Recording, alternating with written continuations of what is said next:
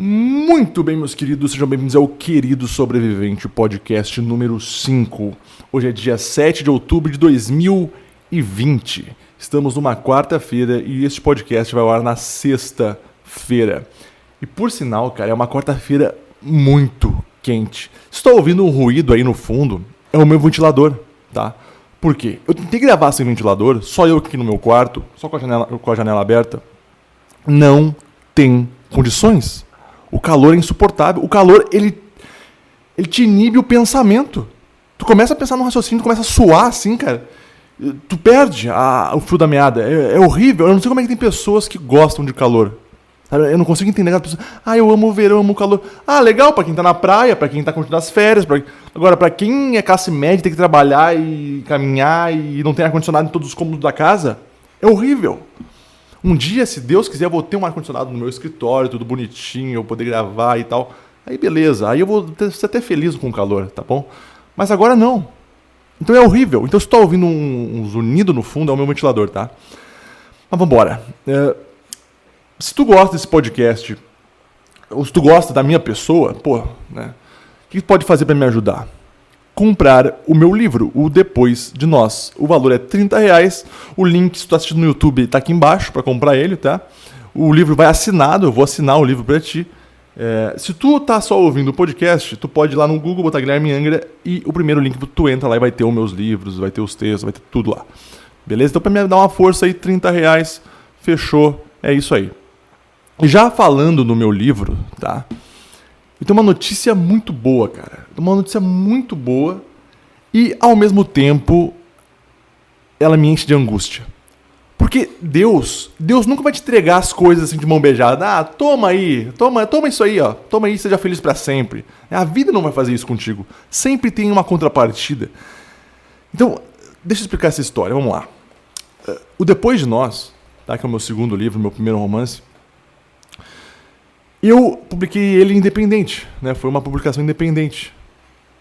Então, eu escrevi o livro, eu revisei o livro pelo menos umas 10 vezes, tá? Eu li e reli ele umas 10 vezes, procurando erros, então eu fiz toda essa revisão, ok? Fiz a capa do livro, fui atrás de uma gráfica para imprimir o livro, paguei o livro, paguei as impressões, né?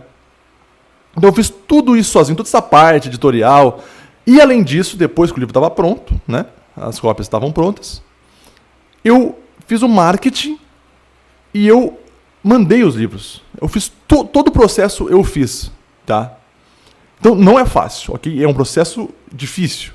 Mas como é algo que eu amo fazer, algo que me dá tesão de fazer, eu faço com a maior alegria do mundo, cara, sabe? Então assim, vamos lá. Nesse primeiro livro eu não fui atrás de editora no começo, sabe, pra publicar ele. Eu não fui atrás, cara. Talvez por não acreditar muito em mim. Talvez por ser inexperiente ainda, né? Por talvez querer ganhar uma experiência maior e tal. Mas eu não fui atrás de uma editora. O que eu fiz esses dias aí? Acho que foi semana passada. Acho que foi semana passada. Eu mandei o livro para uma editora. Eu mandei, vou mandar aqui, não tenho nada a perder também, né? Já estou vendendo quase todas as cópias desse que eu tenho aqui. Vou mandar o Depois de Nós para eles, para ver o que eles vão falar, né? Eu mandei, meus queridos, o Depois de Nós. E pasmem, a editora aceitou publicar o meu livro. Do caralho! Foda! Felicidade pra cacete! Mas... sempre meio mas, cara. Não é tão simples assim também, porque eles falaram, né? Eles foram muito cordiais, assim, né? Me respondendo e tal. E, cara, quando eu ouvi assim, eu fiquei muito feliz, cara. Falei, meu Deus. Porque, querendo ou não, o meu livro passou por uma revisão de pessoas que trabalham com isso no dia a dia. Eles aprovaram o meu livro. Eles mandaram depois pra mim, né? O que eles revisaram. E foram poucas coisas, assim. É mais alguns erros ali gramaticais, alguns erros de sinais ali que eles mandaram. Então eu fiquei muito feliz com essa resposta. Só que para publicar com eles, não é de graça. Eu vou ter que também fazer um investimento, entende? Eu vou ter que tirar dinheiro do meu bolso. Então eu entrei no impasse, porque também não é muito barato também, sabe? E ano que vem, eu já tava com a ideia de publicar o meu terceiro livro, que é o Ninguém Deveria Envelhecer Sozinho. Só que agora tudo embolou, porque como Depois de Nós foi aceito pela editora, se eu publicar com a editora, eu vou gastar o dinheiro que eu tinha para Ninguém Deveria Envelhecer Sozinho, vocês estão entendendo? E tem outro impasse também, que é, o Depois de Nós, eu já, para quem eu poderia vender, por exemplo, de pessoas conhecidas que estão no meu convívio, eu vendi. Então, agora, ele seria para as pessoas que não estão no meu meio social, sabe? Porque outra coisa boa da editora, né, é que o livro ele fica disponível nas maiores lojas, né? Pelo menos foi o que eles falaram no e-mail ali, que eu dei uma olhada. Na Amazon, vai ficar na Submarino, vai ficar na Americanas. Então, isso é do caralho. Isso é muito legal. O livro vai estar lá na estante, lá bonitinho, para quem quiser comprar. Então eu tô no impasse, cara. Eu tô no impasse. Não é barato, né, pra fazer essa contrapartida para eles. Mas também é uma coisa que eu penso, putz, cara, vai ficar algo do caralho, vai ficar algo profissional, sabe? Os caras vão fazer toda a revisão, os caras vão fazer uma outra capa, né? Eles vão fazer tudo, entendeu? Vão fazer o marketing também, uma parte do marketing, vão mandar os livros, né? Vai ter o livro no formato impresso, no formato digital. Então eu estou muito feliz com essas coisas, mas eu estou nesse impasse agora. Mas eu acho que eu já tomei essa decisão. Eu acho que eu vou assinar o contrato com eles, tá? Eu acho que eu vou assinar o contrato com eles. Não sei se eu vou recuperar o investimento que eu vou fazer, né? Porque é uma batalha hercúlea, cara, do escritor. É difícil, tu não sabe, é muito impreciso.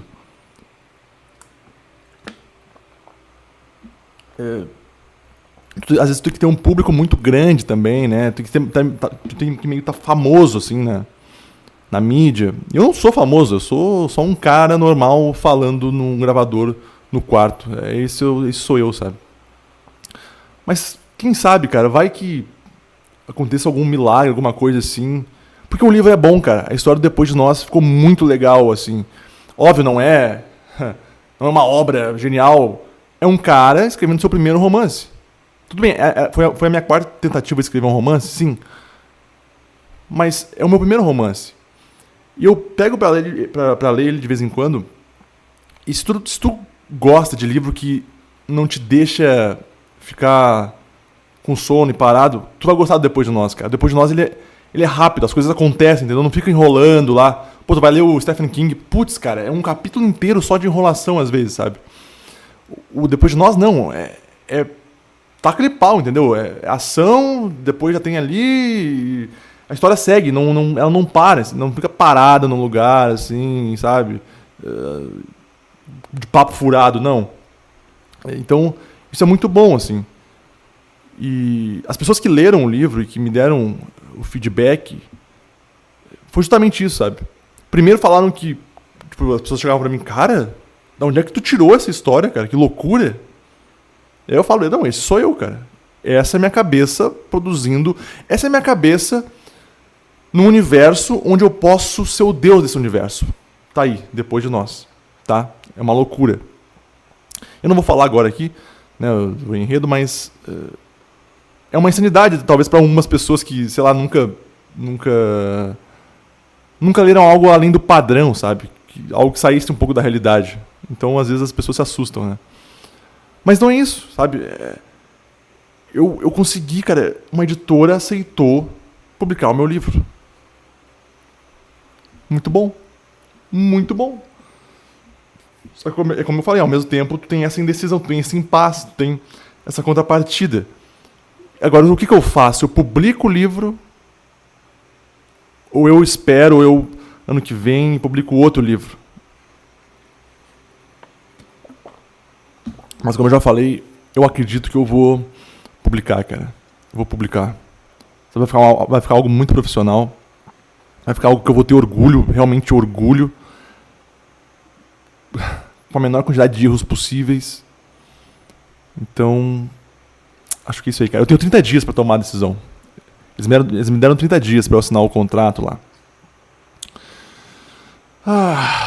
Essa é a vida, cara. Essa é a vida. A vida acontece. Eu falei isso no meu podcast número 3, né?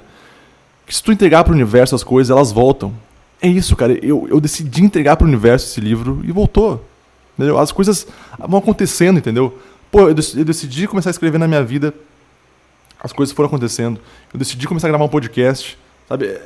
Quando tu vê, as coisas tomam proporções tão grandes, às vezes, que é muito maior que você mesmo, sabe?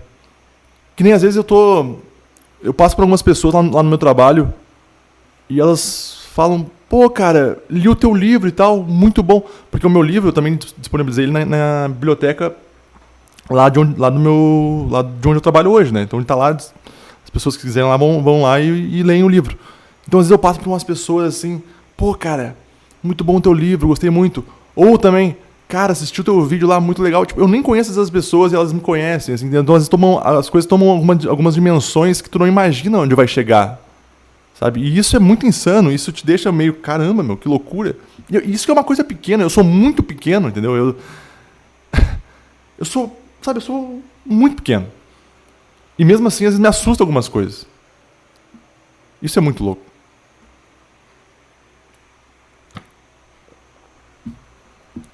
Então vamos lá, né?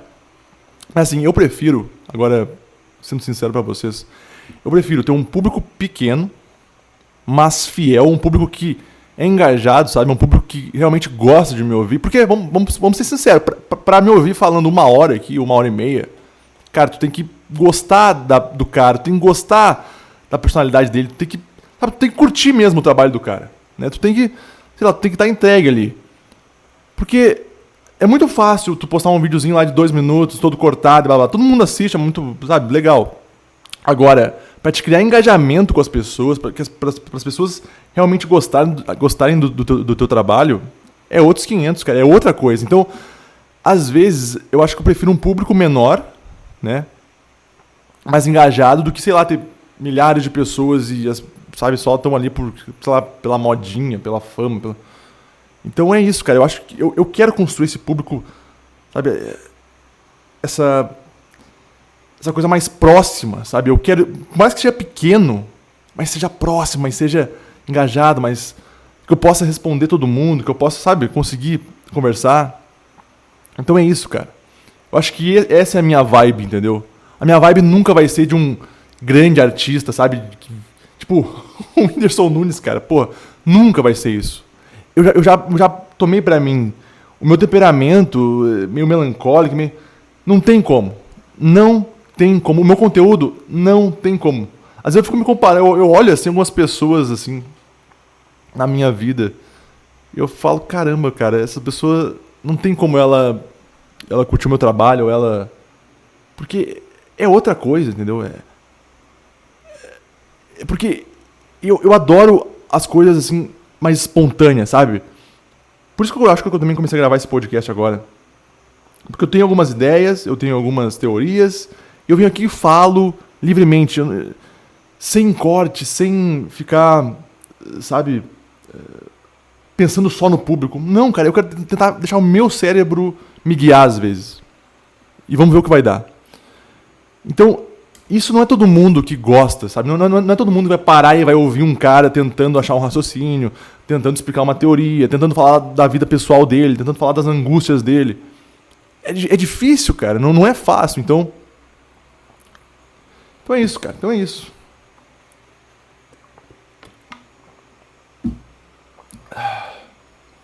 Então esse é o meu público, cara. Se tu tá me ouvindo e tá me assistindo, e talvez já tu me ouve há tempos, me lê há tempos, muito obrigado, cara. Muito obrigado. Tu é foda. Tu é muito foda. E eu só tenho a agradecer. Tá?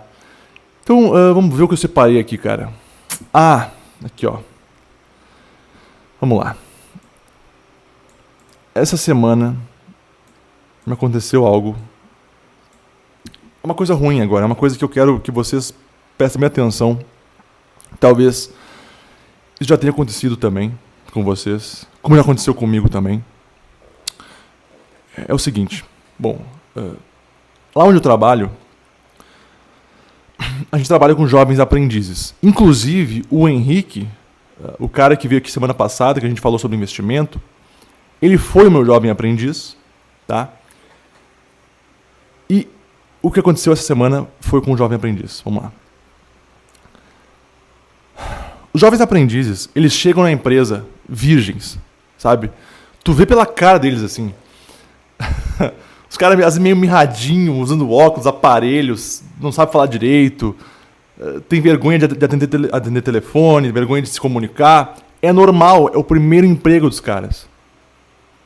Então, os jovens aprendizes, tu tem que ensinar eles. A grande parte tu tem que ir lá, tu tem que sentar, tu tem que ensinar, tu tem que ter paciência, sabe? Tu tem que estar disposto a entender que aquele ser humano está começando a vida, sabe? Tu tem que estar disposto a isso. Se tu não tiver isso, a coisa começa a ficar feia. E é aqui que eu quero chegar. Então, eu estava lá essa semana, um jovem aprendiz, novato, né? E aí, uma mulher de 30 anos, também trabalha lá na minha área, lá, ela foi ensinar ele algumas coisas. E ela já começou, ela já chegou meio dura, assim. Abre o computador aí, abre esse programa aí, não sei o quê. Sabe, começou meio assim já.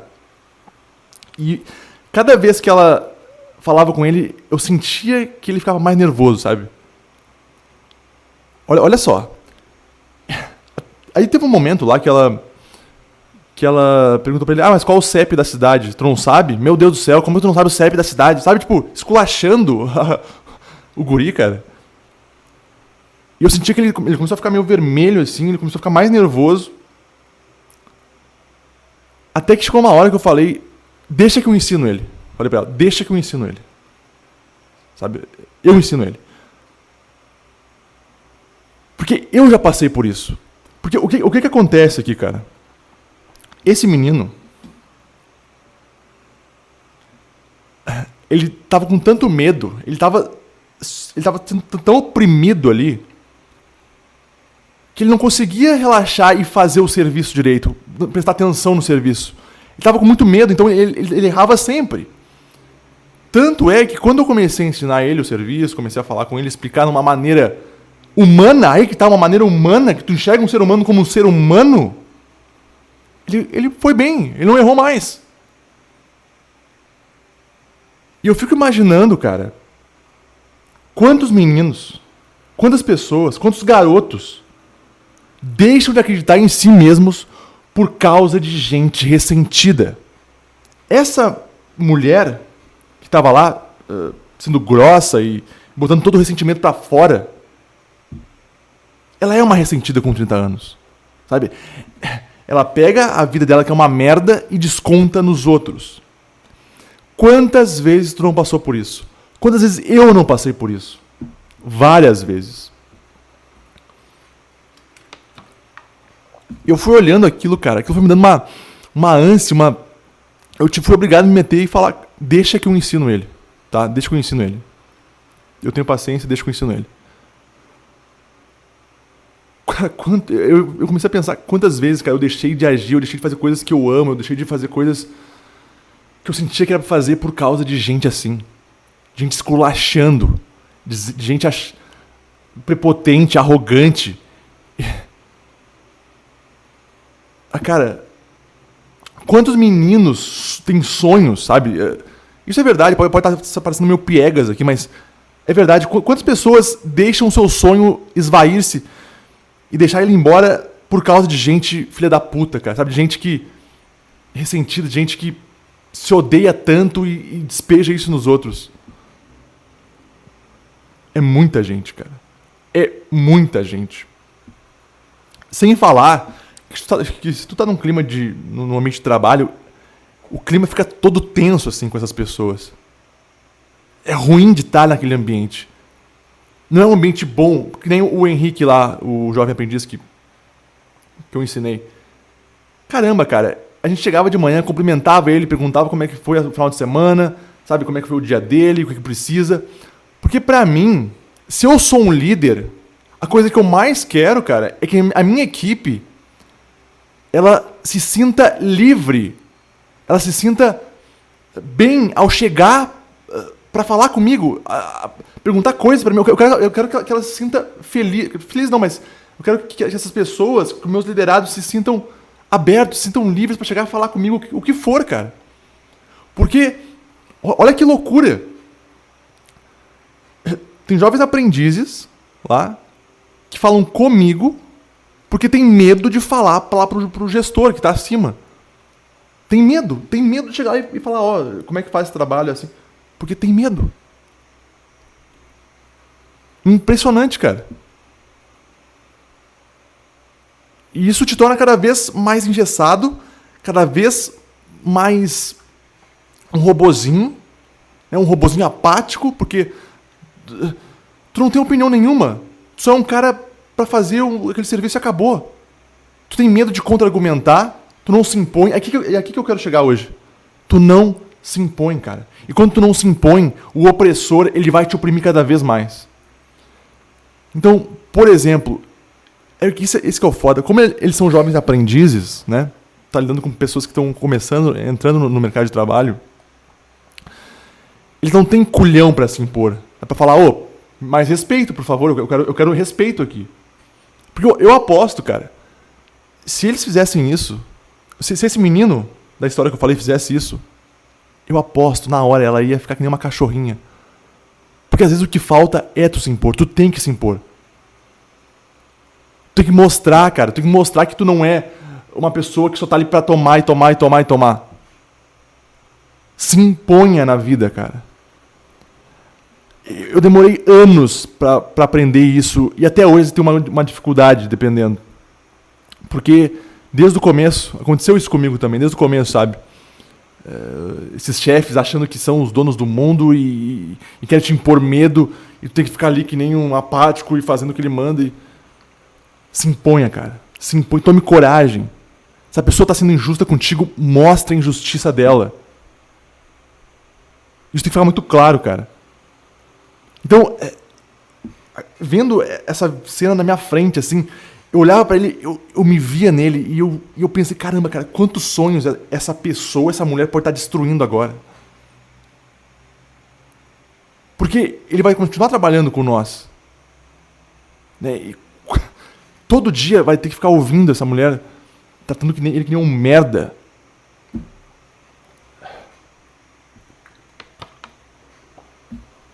Sabe? Eu entendo que tem pessoas que não nasceram ou, sabe, não tem talento, não tem aptidão para ensinar outras pessoas. Eu entendo isso, cara. Eu entendo. Mas isso é muito diferente do que tu tratar um ser humano desrespeitosamente, sabe? É muito diferente. É muito diferente. E, vamos lá. O ressentimento, meus queridos, segundo o Jordan Peterson, ele pode acontecer de duas maneiras. A primeira é quando tu é muito imaturo. Tu é muito imaturo, as coisas acontecem na tua vida e tu não tem maturidade para resolver aquilo e tu fica ressentido. Esse é um ponto, tá? É bem comum. Mas o segundo ponto é quando tu se cala diante da tirania.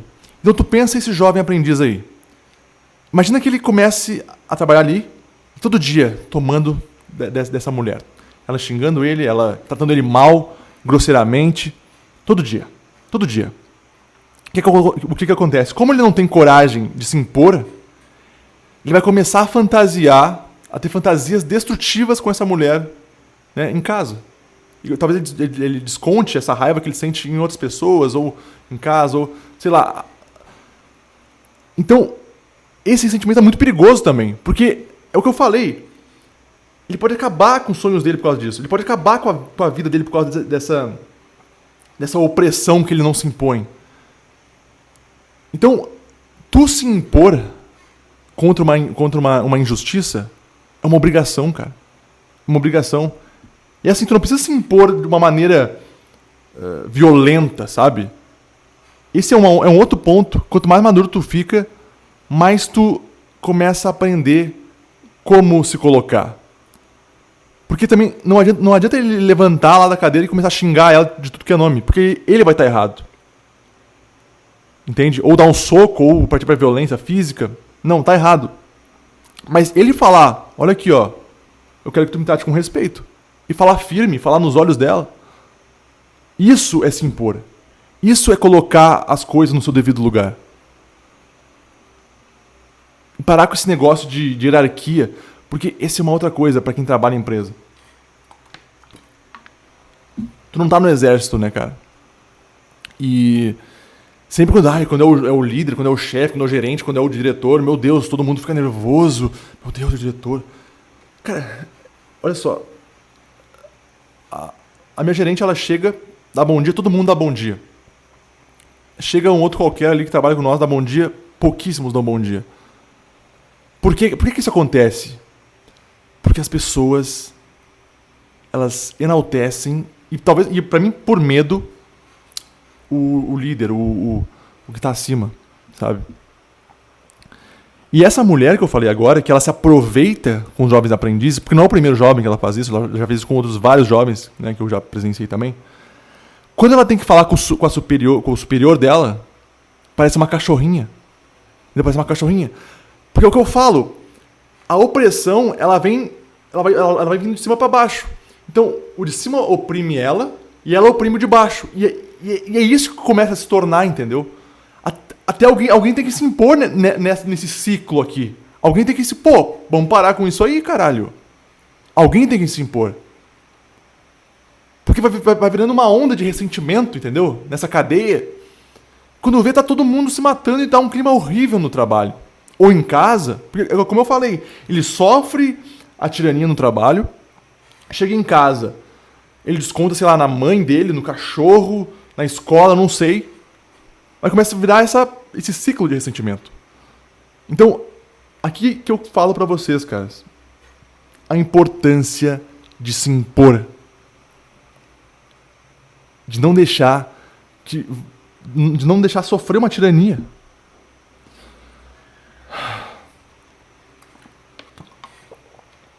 Beleza? Então, eu quis falar isso aqui, cara, porque eu acho que é algo que se tu tá me assistindo, tu é novo, cara, e tu, sei lá, nunca trabalhou, tá começando a vida. É bom tu já começar a trabalhar isso em ti. E tu vai ver, tu vai sentir, tu vai estar lá no qualquer lugar que seja, em casa, no teu emprego, e tu vai sentir essa injustiça acontecer. E dependendo, tu vai sentir aquele calor no teu corpo. E às vezes tu não vai conseguir reagir mesmo, porque sabe, o teu chefe que tá falando. Então tu não vai conseguir se impor. Tu não vai conseguir responder ele. Mas talvez com o tempo, cara, tu colocando isso pra dentro de ti, que eu preciso me impor, eu não posso levar tudo pra casa, sabe? Eu preciso colocar pra fora, eu preciso ser verdadeiro, eu preciso, sabe? Isso vai mudando, a engrenagem vai girando e tu vai começando a mudar, cara. Vai começando a mudar. Ainda mais se tu é um cara passivo, tu é um cara mais pra dentro, mais introspectivo, que nem eu também. Que tem que forçar, tem que se forçar. Tu é uma pessoa que tem que se forçar a ser uma pessoa, a chamar atenção, sabe? Tu tem que se forçar a conversar, tu tem que se forçar com os outros. Eu sou esse cara. Eu preciso me forçar, não é algo natural do meu ser, sabe? Então é uma coisa que eu preciso treinar em mim. Porque tem gente, cara, que é natural ela já chegando a falar e mandar e pedir e se impor. E essas pessoas que são assim, elas têm que tomar cuidado para elas não se tornarem umas ditadoras onde elas estão. Sabe? Eu estava falando justamente sobre isso com uma psicóloga essa semana. E ela é bem assim mesmo. Sabe? Ela falou que ela tem que se controlar para ela não se tornar uma ditadora. Porque ela tem... É natural dela falar e não deixar as outras pessoas falar, sabe? É natural. E talvez tu que está me ouvindo aí, tu vai lidar com todo tipo de gente. Aliás, com certeza tu vai lidar com todo tipo de gente. Então tu já tendo essa consciência, é mais fácil de tu conseguir mudar, é mais fácil de tu conseguir movimentar essa engrenagem que eu falei. Beleza, meus queridos? Então tá. Vamos pro próximo assunto. Meu Deus. Vamos lá. Mulheres que usam boné. Caramba, cara. Essa semana eu recebi um comentário num texto meu lá de 2000... Não, é desse ano, mas foi em janeiro ou fevereiro que eu escrevi o texto, tá? E o título do texto é Mulheres que usam boné. Precisamos falar sobre isso. O Precisamos Falar Sobre Isso é um quadro do meu site, do meu blog lá, que é cômico, é uma ironia. O que eu faço? Eu pego coisas que me incomodam, Sabe aqueles... coisas que me incomodam, tipo um preconceito mais idiota do mundo. E vou lá e escrevo sobre ele. Deixo meu cérebro me levar e escrevo. Sabe, saem coisas engraçadas, saem coisas cômicas. E é muito legal, eu me sinto muito bem fazendo isso. É uma coisa que é pra rir, sabe, pra se divertir. E a gente tá vivendo num mundo tão chato, cara. Tão chato. Que as pessoas elas não conseguem entender ironia. Elas não conseguem ler algo despretensiosamente. Então, nesse texto aqui, que eu falo das mulheres que usam boné, eu falo do porquê que eu não gosto de mulheres de boné. Eu acho que o boné masculiniza a mulher. E eu vou explicando isso ao longo do texto. Tanto é que eu falo, se a Mônica Bellucci, a mulher mais linda do mundo, usasse boné, ela perderia 50% da feminilidade dela, na hora. E eu vou dando argumentos. E eu tento entender de onde é que vem esse meu preconceito de mulheres com boné. Aí eu comecei a pensar, caramba, cara, porque boné me lembra homens que usam boné, skatistas, os caras do hip hop, drogados, tudo isso me lembra boné. Então quando tu bota o boné numa mulher, tu transforma ela num macho. Por isso que eu não gosto de mulheres com boné. E eu descobri isso, cara, é por isso. E é pra rir, cara, é pra dar risada, é pra, sei lá, pra, sabe, pra se divertir lendo o texto. Mas, né, como sempre, vem os ditadores, vem os Hitlerzinhos encherem o saco, tá? Pessoas que estão... Sabe pessoas que adoram rotular os outros, pessoas com ideologia? É esse tipo de gente. E eu vou ler agora aqui os comentários para vocês terem uma noção de como o mundo tá chato. Tá? De como o mundo tá chato. Vamos lá. Aqui, ó, a tal de Léo Campos, é uma mulher. Sério que com tanta coisa acontecendo, você está se preocupando com isso? Desculpe a franqueza, mas teu texto revela preconceito e estereótipo. Sim, mas eu avisei. Eu falei que é um preconceito meu e eu tô me divertindo com ele. Tá? Vamos lá. Tomara que te faça refletir. Sua imagem de mulher é uma imagem machista. Olha o rótulo. Machista. Tá. Ainda bem que nós mulheres avançamos muito, a ponto de usarmos o que quisermos, incluindo o boné. Gosto é uma coisa, preconceito e machismo é bem diferente. Na esperança de que reflita. Olha o ego dessa pessoa. Na esperança de que reflita. Porque eu sou um ser superior e eu falo pra ti que é inferior refletir. Então é bom que tu reflita, tá bom? Eu não entendi o teu texto. Eu não entendi aonde estava a parte que era pra rir do teu texto. Porque eu sou uma pessoa muito inteligente. Eu só leio autores inteligentes. Sabe? Então eu não entendi o teu texto. Cara, primeiro ponto. Eu não tô obrigando, eu não quero que mulheres sejam obrigadas a usarem ou não usarem bonés, porra. Eu tô me divertindo, cara, eu tô... Sabe, eu só quero botar pra fora algo que tá dentro de mim. É só isso, tanto é que eu respondi. A parte mais chata de escrever é gente que se acha superior e não entende ironia. Pra mim, cara, a pessoa burra não é a pessoa que não sabe, que não entende cálculo, que não sabe fazer cálculo de cabeça... que não sabe a capital de tal país. Isso não é pessoa burra. A pessoa burra é uma pessoa assim. É uma pessoa que lê um texto despretensioso, um texto irônico, um texto que é pra rir, e ela não entende. E aí que tá. Por isso que ideologia demais te emburrece. Por isso que isso te emburrece. Por isso que esses rótulos te emburrecem, cara. Porque ela não conseguiu sair do negócio do machismo ali. E aí eu recebi outro comentário essa semana. Tal de Letícia Aparecida Oliveira. Vamos lá. Se você pode explorar seu cérebro machista e preconceituoso, eu também posso descrever meu nojo ao ler esse texto. Acho que minha irritação vem do fato de já ter sofrido e de ver tantas mulheres sofrendo por causa do machismo e do preconceito. Eu pergunto, cara, qual o sofrimento que eu causei nesta mulher ao falar que mulheres de boné é horrível? Que eu não gosto de mulheres de boné. É minha opinião. Qual o sofrimento verdadeiro que eu causei nessa pessoa? Sabe? Eu não dei uma facada numa mulher, eu não dei um soco na cara dela, eu não xinguei a mãe dela, eu só tô falando. Cara, do meu preconceito contra boné. E mulher, é só isso. Será que seu problema com boné não seria só a ponta do iceberg? Chamar a mulher de fêmea, porque eu falo isso, né? Eu chamo a mulher de fêmea no texto. Chamar mulher de fêmea como se fosse bicho de estimação e depois de produto, desculpas não aceitas. Quem disse que eu tô pedindo desculpa, cara? Eu não tô pedindo desculpa. Eu não vou pedir desculpa, eu não tenho que pedir desculpa. Eu não errei nada, eu não tô me levando a sério aqui. Desculpas não aceitas. De novo, olha o ego desse pessoal, sabe? Cara, pra mim, cara, a gente vive um dos momentos mais chatos da história, cara. Mais chatos da história. Onde a pessoa, por escrever um texto irônico, ela tem que pedir desculpa. Não sei se vocês viram o que aconteceu essa semana. Não foi essa semana, acho, mas foi semana passada, não sei. Com o Léo Lins e com a mulher dele. Olha só, cara. Vamos lá. A esposa do Léo Lins, a namorada, não sei. Ela fez um stories dele, tá? Eles estavam numa festa. Ela fez um stories dele, tava no sofá com o celular na mão, assim, olhando pro celular meio sério, assim. E ela teve a infelicidade de chamar ele de autista. Sabe? Ô, seu autista ali. Olha o tipo desse meu namorado, parece um autista, não sei o quê. Eles receberam ameaças de morte. Você acredita nisso? Receberam ameaças de morte por causa disso. E digo mais. Esses ativistas do bem que estão protegendo os autistas, a comunidade dos autistas e não sei o quê, os politicamente corretos, não sei o quê, eles foram atrás dos pais deles. Ameaçar os pais deles.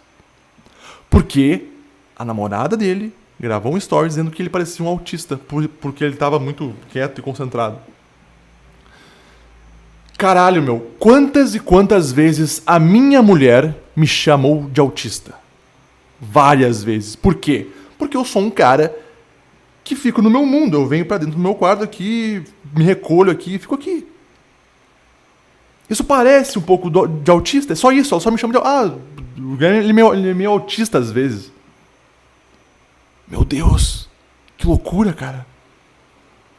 E tem gente que quer, sei lá, quer criminalizar essas coisas, quer matar essas pessoas que falaram isso. É que ponto a gente chegou, cara? Não dá mais, cara. O mundo tá muito chato. O mundo tá muito chato. Eu vou postar um texto amanhã, que é quinta-feira. Isso tá ouvindo isso na sexta. Vai ser ontem, no caso. Que é justamente sobre isso, cara. Aqui no Brasil, há um Hitler em cada esquina. Tá?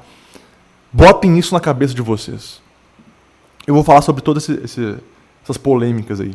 Porque pra mim é um absurdo o que tá acontecendo. É um absurdo isso aí. É um absurdo, cara. Ameaçar de morte uma pessoa que só chamou o cara de autista. Eu vou dizer pra vocês. Eu não duvido nada, cara. Daqui a um tempo, o Estado, ele monopolize, ele tem um monopólio da linguagem por causa desses Hitlerzinhos aí, né? E tu já não vai mais poder usar analogia, figura de linguagem, ironia, né? Fazer piada, vai ser proibido. Por quê? Porque você pode ofender alguém ou ofender algum grupo. E se você fizer isso, você vai ser preso. Isso destrói a arte, isso destrói o artista. E é tão louco que esses caras aqui mesmo que falam essas merda aqui, eles mesmos são contra a ditadura militar e tal. Mas caralho, eles são muito piores. Se esses Hitlerzinhos, esses Stalinzinhos, tivessem poder, tivessem exército, a gente tava fudido, cara. A gente tava fudido. Seria muito pior que a União Soviética. Seria muito pior que a União Soviética, cara. A União Soviética, pra você ter uma noção, cara, se tu tivesse lá no comunismo, lá na União Soviética, lá num discurso do Stalin, eu já falei sobre isso aqui, não aplaudisse o ditador lá após o discurso, e eles vissem que tu não aplaudiu o ditador, o que acontecia? Fuzilamento ou campos de trabalho forçado. Porque tu fez um ato antirrevolucionário. Olha a semelhança, cara. Olha a semelhança. Os Hitlerzinhos de hoje, eles só não têm o poder do Stalin, mas o Stalin tá dentro deles. O Hitler tá dentro deles. É um absurdo, cara. É um absurdo. Às vezes dá vontade de, tipo... cara, não é possível que a gente chegou nesse ponto de merda. Não é possível. Não é possível. Mas a gente chegou. As pessoas chegaram nesse ponto. Não pode chamar a pessoa de autista. Não pode chamar, sei lá, que nem eu também escrevi um texto na outra semana, falando de gordofobia, né, falando dos pronomes neutros, que eu acho uma balela. Porque o problema não é tu não gostar. Porque tudo bem tu não gostar. Tu não vai gostar de um monte de coisa na tua vida, tá? O problema, pra mim, é que esse pessoal, olha só, ameaça de morte, reúne grupo, tá? Pra fuder com a outra pessoa, pra fazer o cancelamento, a cultura do cancelamento, pra fuder com a outra pessoa. E a pior parte, querem implementar leis obrigando a população a respeitar o que eles pensam. Então, por exemplo, o pronome neutro, né, que eu falei no meu texto da semana passada. Tem gente que quer implementar o pronome neutro à força. Quer botar na lei. Então, se tu se dirigir a um transgênero, a um não binário lá, como ele ou ela, e ele for ele, tu pode pagar multa, tu pode ser preso, tu pode receber uma sanção penal, não sei como é que se fala, mas isso é um absurdo, cara. E foi justamente isso que deixou o Jordan Peterson famoso lá no Canadá. No Canadá, eles chegaram a esse ponto de colocar na lei os pronomes neutros. E o Jordan Peterson, nossa senhora, o Jordan Peterson é muito claro. Ele fala, eu não sou contra a existência deles, eu não sou contra a linguagem, eu sou só contra que isso esteja na lei me obrigando a falar isso. Entende? Esse é o problema. Deixe as pessoas serem livres, cara, pra falar o que quiserem, pra fazerem piadas. Tudo bem, tu não gostar, ok, cara, não gostou. Agora, tu reuniu um pessoal pra ameaçar de morte o cara, pra acabar com a vida do cara. Ah, isso pra mim é demais, cara. Isso pra mim, sabe, é algo que não cabe, cara, não cabe. Sei lá, cara, eu fico até meio... Eu fico triste e com raiva e dá uma desesperança também. Porque é perigoso mesmo, cara. É muito perigoso esses loucos chegarem no poder e quererem fazer isso. E querer obrigar a gente a fazer isso. Ai, cara. Que loucura. Mas vamos seguir aqui, ó, cara. Bom, não tem mais água, eu tô com a garganta seca. Se tu me assiste, se tu me acompanha já faz um tempo, tu sabe que eu criei algo chamado de teoria dos pilares. Olha só. A teoria dos pilares. Tá? E eu quero falar agora mais sobre ela aqui, para encerrar o podcast. Então vamos lá, tu já chegou, tu já veio até aqui. Calma, cara, vamos comigo até o final. Tá? Falta pouco agora. Eu quero falar com vocês sobre essa teoria e do porquê ela me ajudou muito a viver a minha vida melhor, a conseguir construir uma vida com significado, tá? Então presta atenção agora que o papo vai ser mais sério, tá? Vamos lá. Nos últimos anos, a minha vida, ela melhorou bastante, sabe? E em várias nuances, sabe, cara? No sentido financeiro, no sentido de saúde corporal, no sentido intelectual, tá? Melhorou assim. Mas por que melhorou isso? Por que começou a melhorar a minha vida assim? Eu acho que o primeiro ponto, cara, é que eu aceitei que a vida é sofrimento. Tá? Eu aceitei há tempos que a vida é sofrimento. O Jordan Peterson, depois eu fui ler ele fala muito isso, que a vida é sofrimento. E tu tem que aceitar. Então eu aceitei há tempos já, lendo autores, sei lá, Nelson Rodrigues, Dostoiévski, Luiz Felipe Pondé, eles também falavam sobre isso na época que eu comecei a ter uma visão mais cética da realidade e parar de ser tão ingênuo, né? Porque no momento que tu aceita que a vida é sofrimento, tu tem dois caminhos, né? Ou o caminho do ressentimento, né? E de uma vida sem significado, ou tu constrói uma vida com substância, uma vida com significado, uma vida onde tu vai mirar no maior bem possível, tá? Mas vamos por partes. O que seria uma vida de ressentimento? Uma vida onde talvez tu não aceite que a vida é sofrimento, sabe? A pessoa, ela existe, ela sente sofrimento, mas ela não quer aceitar aquilo, e ela se revolta, e ela fica ressentida. Você conhece a história de Caim e Abel? Eu também já falei aqui no canal sobre Caim e Abel. Vamos lá. A grosso modo, Caim e Abel faziam sacrifícios para Deus, ok? Mas Deus, ele abençoava muito mais o Abel, sabe? Porque, obviamente, o Abel fazia sacrifícios maiores do que Caim.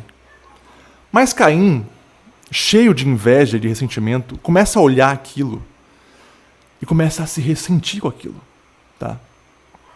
Como assim o meu irmão faz sacrifícios e recebe bênçãos por isso, e eu faço vários sacrifícios e não recebo nada? Ou recebo muito menos que ele? Alguma coisa está errada, né, Deus? Alguma coisa não está legal. E isso começou a causar muito ressentimento no Caim. E o que o Caim resolve fazer? Falar com Deus. Olha a arrogância de Caim, meus queridos. Não, Deus, quer bater um papo aí contigo, Senhor do Universo. E lá vai Caim falar com Deus, tá? E aí o Caim chega lá, ó Deus, eu estou fazendo sacrifícios aqui, mas o Senhor só está favorecendo o meu irmão. E eu estou aqui fazendo sacrifícios e tal. E aí Deus fala para ele, Caim, o pecado bateu na tua porta e tu abristes. Esse é Deus falando, né? E tu abristes, Caim. Talvez seja por isso que os sacrifícios do teu irmão sejam mais recompensados do que os seus. Tá? Olha só. E aí, claro que Deus fala para ele, né? Ó, então mude isso aí, né? Para você também ter mais benesses nessa vida, ok? Aí Caim, beleza, Caim volta para a vida dele lá. Olha, eu tô falando a grosso modo, tá? Eu sei que é bem mais complexo que isso, mas só para dar um panorama do que Caim e Abel, tá? Só que Caim, ao invés de olhar para dentro dele, ver os erros dele, ver onde é que ele podia melhorar, sabe? Ver onde é que ele começou a pecar. E aí então começar a progredir na vida, começar realmente a sacrificar, começar realmente a trocar o presente pelo futuro, o que ele faz? Ele decide acabar com o ideal de Deus. Que é quem? Abel. Caim, cheio de inveja, rancor e ressentimento, vai lá e mata Abel. Na mais pura maldade, no mais puro ressentimento, ele matou o ideal de Deus. O que te sobra quando tu mata um ideal? Não te sobra nada. Tu matou um ideal. Matou teu ideal, cara. Não te sobra nada. Entendeu? Então tu perceba, cara, que Abel conseguiu agradar a Deus. Mas ele não conseguiu vencer o mal humano. Olha que loucura. Então essa é uma vida ressentida. Essa é uma vida em que eu não tenho significado algum. E essa é uma vida que ninguém quer, cara. Essa é uma vida que ninguém quer estar. Então eu escolho a outra. Então eu percebi que a vida é sofrimento. Eu escolho o outro. Eu escolho a vida com significado. A vida que vale a pena, sabe? A vida que tem valor, porra. A vida que tem um propósito. Essa é a vida que eu tenho que escolher. E aí que tá. Quando eu escolho construir uma vida com substância, o que acontece aqui? Eu limito o mundo. Por quê? Porque quando eu resolvo ter uma vida com substância, entra a responsabilidade. Porque não é fácil ter uma vida com substância. Não é fácil construir uma vida com significado. Para construir uma vida com significado no dia a dia, tu tem que ter responsabilidade. Tem que acordar de manhã, tem que fazer teu café, tem que lavar tua louça, tem que ir trabalhar, tem que servir alguém, tem que ganhar teu salário. É coisa pra caralho, tem que cuidar do teu filho, amar tua esposa. Então, não é fácil. E quando tu carrega o teu fardo, tu limita o teu mundo, e isso é maravilhoso, cara. Por quê? Porque eu às vezes sofro com esse negócio. Há tantas possibilidades. Tá? Se tu parar realmente para olhar, há tantas possibilidades, há tantos caminhos, sabe? Há tantas escolhas. Que se tu ficar só nesse impasse, nessa indecisão, será que eu faço isso, será que eu faço aquilo, acho que eu vou ficar aqui, não... tu não faz nada, tu fica inerte, tu não se mexe. Isso te causa ressentimento, isso te causa angústia, isso te causa uma vida muito mais vazia, cara. Então quando tu escolhe carregar fardos, tu começa a limitar o teu mundo. Isso é do caralho. Tu limita o teu mundo, cara. E eu sei que nesse momento tem pessoas, cara, que não estão nesse impasse. O mundo é muito complexo, a existência é sofrimento, e eu não sei pra que lado ir, cara. Eu não sei. Aí começa às vezes a cair nesse mundo de hedonismo, ou seja, começa a ceder pros prazeres mais baratos, né? A pessoa começa a comer tudo que é porcaria, a pessoa começa a usar as piores drogas possíveis, e tem uma vida cada vez mais de merda. Desse hedonismo ela passa para um niilismo, que é uma vida sem significado algum em nada, não vê significado num sentimento, não vê significado num namoro, num casamento, numa amizade, tudo perde o sentido. E aí essa pessoa tá no fundo do poço, cara. E é difícil tirar ela do fundo do poço. Quando ela não tem um propósito, quando ela não se coloca na realidade, é muito difícil. É muito difícil. E muitas vezes começa uma depressão, né? Eu preciso ler um trecho aqui de um livro que eu estou lendo. Deixa eu achar ele aqui. É o livro do Demônio do Meio-Dia, do Andrew Solomon. Esse autor, ele também passou por depressão, tá? E, cara, o primeiro parágrafo é uma das coisas mais belas que eu já li sobre depressão. Deixa eu achar aqui meus livros. Aqui, ó, presta atenção aqui, eu vou ler só um pouquinho, cara. A depressão é a imperfeição no amor. Para poder amar, temos que ser capazes de nos desesperarmos ante as perdas. A depressão é o mecanismo desse desespero. Eu entendi aqui que a depressão parece detonar esse mecanismo de sentir as coisas.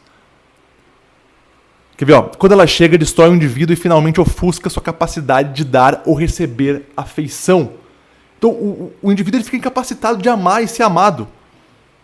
Algo que é essencial. Aqui, ó, quando estão bem, certas pessoas amam a si mesmas, algumas amam a outros. Há quem ame o trabalho e quem ame a Deus.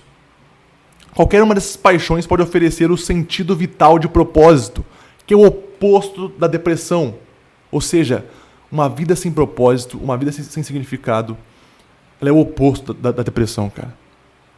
Aqui, ó. Na depressão, a falta de significado de cada empreendimento e de cada ação, de cada emoção, a falta de significado da própria vida se tornam evidentes. O único sentimento que resta nesse estado despido de amor é a insignificância. Isso é muito foda, cara. É o que eu falei. Então, ninguém quer estar nesse caminho, ninguém quer estar nessa vida sem significado, sem propósito, tá? E é muito louco porque Dostoiévski falava que há no homem um vazio do tamanho de Deus. Ou seja, é um vazio infinito. Então, todas as pessoas sentem esse vazio. Só que algumas não conseguem preencher nunca ele. Sabe, ele fica lá vazio para sempre. Que deve ser uma dor insuportável também. Então, mas o que fazer para preencher esse vazio, cara? Como vencer esse vazio? É isso que eu me pergunto às vezes. Como que a gente vence esse vazio, cara? Porque todo mundo tem isso, todo mundo sente esse negócio, a tristeza, essa dúvida por existir, essa loucura que é estar vivo. Os antigos falavam algo muito do caralho, assim, que eu acho que é bem isso. Cabeça vazia, oficina do diabo. E é o que eu falei antes. A cabeça vazia, ela torna o mundo muito mais complexo do que ele é. Torna a existência muito maior do que ela é. E tu não consegue limitar o teu mundo. Quando tu ocupa o teu mundo com responsabilidade, quando tu começa a carregar o teu fardo, a tua cabeça ela não fica mais vazia. Ou se ela vai ficar vazia, ela fica de vez em quando só vazia. Mas nos outros momentos tu tá ali, fazendo alguma coisa, preenchendo o teu vazio. É aqui que tá o pulo do gato. Então, é disso aqui que eu quero explicar a teoria dos pilares, tá? Qual que é o objetivo da teoria dos pilares, cara? É fazer o indivíduo ter uma vida com substância, tá? Então vamos lá. O que é um pilar? Um pilar é algo que serve de sustentação para uma estrutura, ok? E essa estrutura que vai ficar acima dos pilares, eu denominei como uma vida com substância, tá? A questão é, quais os pilares que vão ficar abaixo dessa vida com substância? E isso, pessoal, lembre-se que eu estou falando da minha vida. É quando eu refleti na minha vida, eu pensei, caramba, cara, por que minha vida começou a melhorar tanto nesses últimos anos, assim? Claro que eu sempre vou ter esse vazio existencial, eu sempre vou ter as dúvidas comigo mesmo, mas é inegável que minha vida melhorou. Aí eu comecei a pensar nos pilares, tá? E o primeiro deles, o pilar do intelecto, tá? O que seria o pilar do intelecto? Cara, é os livros que tu lê, é os cursos que tu faz, é os mentores que tu segue, sabe? É a verdade que tu busca, é a transcendência que tu busca, sabe? É tudo que tem valor e que é imaterial, sabe? É isso, esse é o pilar do intelecto. E nos últimos anos, eu comecei a estudar realmente as obras, eu comecei a entrar realmente nesse mundo mais intelectual, escrever mais, sabe, melhorar minha escrita. E realmente foi um avanço muito grande, assim, pelo menos de 2 anos pra cá. Foi a minha capacidade de estudar as coisas, de pegar as coisas, aumentou muito nesses últimos anos. E isso te preenche também, tá? Então esse é o pilar do intelecto, é o primeiro pilar. São 5 pilares, tá? Esse é o primeiro. Depois, cara, eu comecei a pensar, a minha vida melhorou muito financeiramente. Então, o segundo pilar é o pilar financeiro, tá? Então, assim, eu consegui quitar todas as minhas contas, então eu não tenho contas, não estou devendo para ninguém, né? Consegui, além do mais, investir o meu dinheiro, tá? Isso te dá uma paz de espírito, porque tu não tem mais conta, né? Tu não deve nada para ninguém, tu consegue investir o teu dinheiro, tu consegue comprar as coisas ali com um certo equilíbrio e manter o teu custo de vida numa boa, assim. Então, isso te dá paz de espírito, cara. Isso é muito bom. Tu se sente mais seguro para tomar decisões quando tu tá bem financeiramente, tá? Então, esse é o pilar financeiro, beleza? Aí tu vai ter o pilar do corpo, que pra mim foi um dos principais, cara, nos últimos 2 anos pra cá. Eu comecei, o corpo vai entrar tua saúde, né, tua saúde física, vai entrar exercício físico, vai entrar alimentação. Então, nos últimos anos, eu comecei a me alimentar melhor, né, eu comecei a comer, sei lá, coisas mais, tentar diminuir a parte industrial, assim, comecei a comer mais coisas realmente mais, sabe, comida de vó, comida de mãe, arroz, feijão, massa, leite, ovo, então, carne. Comecei a realmente focar mais nisso aí. E é impressionante como a alimentação, ela muda, cara. Ela faz tu ter uma energia, ela faz tu ter uma motivação muito maior do que uma pessoa que se alimenta mal. Eu não tenho em mim isso, por isso que eu tô falando isso pra vocês. Além do mais, a academia também. Musculação, eu faço musculação, né, e jogo bola toda semana. Então, a academia também, cara, a evolução foi muito grande. Porque uma das coisas que às vezes as pessoas têm meio preconceito de academia é que quem faz academia é burro, sabe? Vão lá só pra ficar forte, só pra tirar foto na frente do espelho. Cara, a academia, ela carrega muito autoconhecimento. Porque pra te fazer um movimento, por exemplo, pra te fazer um levantamento terra, que é um exercício bem complexo, que pega todo o teu corpo, tu tem que treinar muito, cara, porque é difícil. Tu tem que ter uma inteligência, acho que é sinestésica que fala, que é uma inteligência com o corpo, né? Tu tem que saber o movimento que faz, não é fácil, entendeu? Então tu vai treinando isso, e é um embate entre corpo e mente. E isso te engrandece muito na academia. Tá? Então, e mais também, a academia requer constância. E constância é uma das coisas mais importantes da tua vida. Porque antigamente, eu ia na academia, sei lá, ia uns 3 meses, 4 meses, depois abandonava, nunca mais ia, sabe? Então, hoje não. Hoje, por mais que no meio da semana eu falte ali um dia ou outro, eu continuo, na outra eu vou. Eu não vou parar. Porque essa é uma outra coisa que as pessoas, às vezes eu vejo, dieta, um monte de coisa que as pessoas fazem, né? Elas começam uma coisa e elas querem ser meio radicais, assim. Vou fazer uma dieta, vou parar de comer carboidrato, vou cortar. Vai lá, corta o carboidrato, sei lá, 1 mês, 2 meses, emagrece 20 quilos. Aí depois volta ao normal. Aí engorda 40, começa a comer normalmente, de novo, né? Engorda 40. Cara, tu tem que ter um equilíbrio na tua vida, eu acho. Sabe? Tu tem que equilibrar essas coisas. E aqui tem a importância da constância. Tu se manter constante nesse equilíbrio, tá? Então esse é o pilar do corpo, beleza?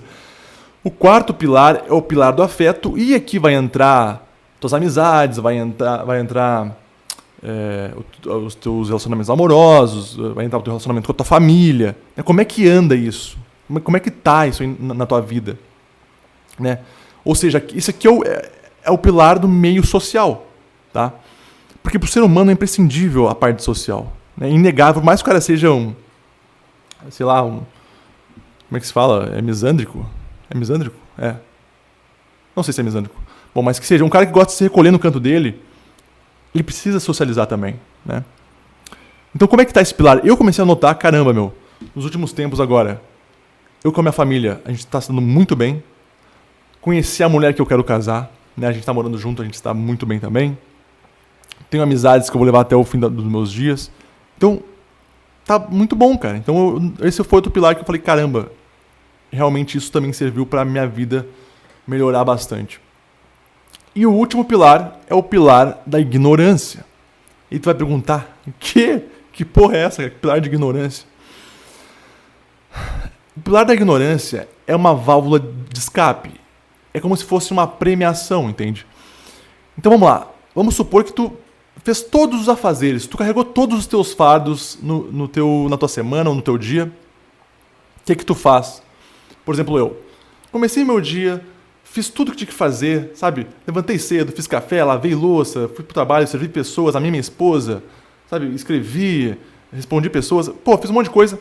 No final do meu dia, pra me premiar, o que eu faço? Ou vou assistir um seriado, ou vou jogar um videogame, ou, sei lá, vou comer alguma coisa que eu gosto, que não tá tipo chocolate, comer alguma coisa que não tá ali não é saudável, né? Entendeu? Eu me premio. E o lado bom de tu fazer isso, cara, é que quando tu tá se premiando, tu se sente bem, tu não se sente um inútil. Porque aqui que tá a questão. Se tu quiser viver só uma vida só de prêmio, sei lá, só usando drogas, por exemplo, só comendo chocolate, só jogando videogame, tu vai estar naquele estado ali, vegetando ali, né, naquele negócio, e tu vai sentir. O teu corpo sente que tu não deveria estar recebendo isso. Tu não mereceu estar recebendo isso. E aqui que tá a questão. Então, quando tu faz todas as atividades do teu dia a dia, e tu chega no final do teu dia, cara, o prêmio, ele é algo que tu, tipo, tá implorando pra vir, sabe? É algo que, aproveita agora. Agora tu tá merecendo esse prêmio. E tu vai lá e degusta ele. E isso é muito bom, cara. Tá? Então, esses são os 5 pilares que eu pensei, tá? Para essa teoria. E vem uma outra questão agora. Como que eu construo esses pilares? Metas, cara. Coloca metas no teu dia, tá? Eu também já falei muito sobre isso aqui no canal, né? Aqui no podcast também, acho que eu já falei. Então, tu começa com metas diárias, coisas simples, né? Tu organiza o teu dia, né? Tu se torna responsável por essas metas, tu cumpre essas metas. E quando tu passa a fazer isso, tu descobre que tu pode confiar em ti. Eu falei sobre esse negócio de auto-amor, sobre confiar em si mesmo, sobre auto-amor, no primeiro podcast. Então tu começa a fazer essas pequenas metas, começa a atingir elas, as tuas metas começam a se elevar. Tu começa a, como é que se fala? A deixar elas mais difíceis, deixar elas mais complexas. E tu vai perceber que tu consegue atingir aquilo. Tu começa a confiar mais em ti. Academia é uma analogia boa. Eu comecei no supino na academia, cara. 10 quilos em cada lado. Comecei com 10. Hoje eu boto 45 em cada lado, cara. 45, meu recorde. Entendeu? Tu vai botando meta, tu vai atingindo as metas, tu te sente bem com aquilo. Então esse é o passo a passo. Tu vai fazendo. Claro que tu tem que tomar cuidado para não ficar neurótico com as metas também. Por isso, do pilar da ignorância, que é a tua válvula de escape. Tu precisa ter um escape. Tu precisa ter, sabe, sair um pouco daquela rotina, sabe, daquela coisa. Tu precisa deixar a vida vir, né, e te surpreender às vezes, né? Então, só com isso tem que tomar cuidado. Mas se tu continuar nesse caminho de metas e atingindo e servindo as pessoas, carregando teus fardos, passa a se conhecer muito mais, isso é muito bom, né? E tu passa a se tornar um herói da tua própria circunstância. E é esse ponto, tu passa a ser um herói da tua vida. E eu espero que com isso tu chegue no final, cara, sabe? Lá no teu... perto de morrer. E tu consiga olhar pra trás e dizer: valeu a pena. Valeu a pena, cara. Eu carreguei os meus fardos. Não fiquei esperando o mundo acontecer, eu fui lá e carreguei os meus fardos. Eu limitei o meu mundo e eu fiz o que estava ao meu alcance. Eu acho que não tem nada mais do que isso. Eu acho que essa é a única possibilidade de uma vida com substância, sabe, cara? Todas as outras alternativas de viver uma vida só com prazeres baratos, sabe?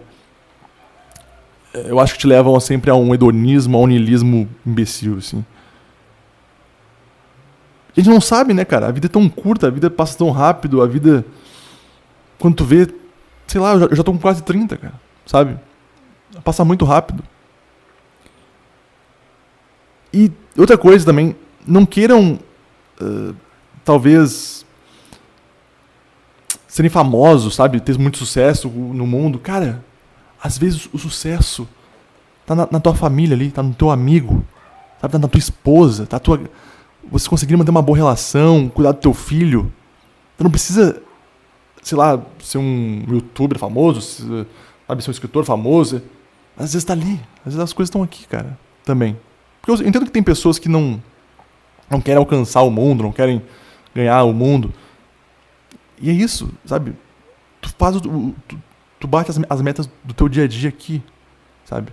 Com a tua família, na tua empresa, no teu canto.